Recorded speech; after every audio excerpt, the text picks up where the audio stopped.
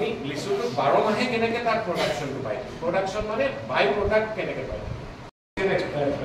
plantation কৰি আছে তেওঁলোকক আকৌ অলপ স্কিল আপগ্ৰেডেশ্যনৰ দৰকাৰ হয় এনেকুৱা কথা দৰকাৰ হৈছে লিচু অকল ছিজনেল ফ্ৰুট ই প্ৰায় আমাৰ এমাহমানৰ ভিতৰত শেষে হৈ যায় পকিব আৰু শেষ হ'ব কিন্তু কথা হ'ল আমি সেই সময়ত লিচিবিলাক আমি কেনেকৈ প্ৰিজাৰ্ভ কৰিব পাৰোঁ তেতিয়াহ'লে কোল্ড চেইন আৰু ট্ৰেইনিং লৈ অহাৰ পিছত তেওঁলোকক তাত চাই আহিছে তেওঁলোকে মোলৈও তাৰ পৰা প্ৰডাক্ট আনিছে তাত মুজাফৰপুৰ আমি জানো তাত আমৰ কাৰণে ফেমাছ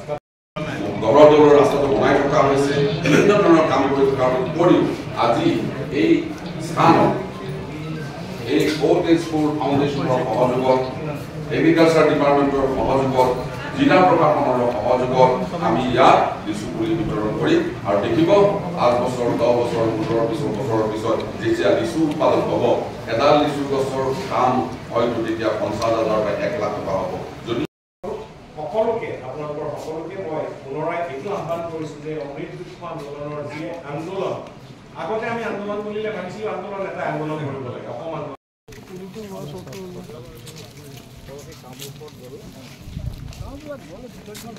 চাওকচোন এইটো ৰাজহুৱা পুখুৰী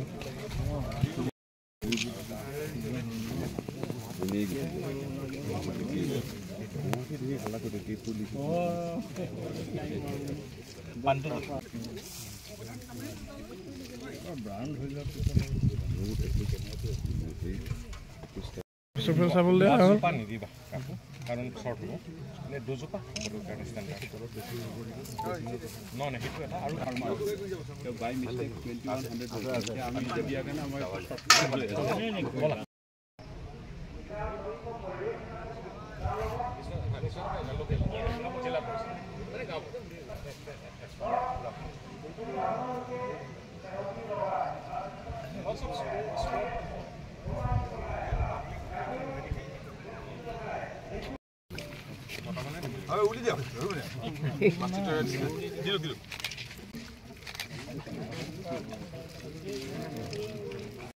পৰিৱেশ দিৱসত 5 জুনৰ দিনা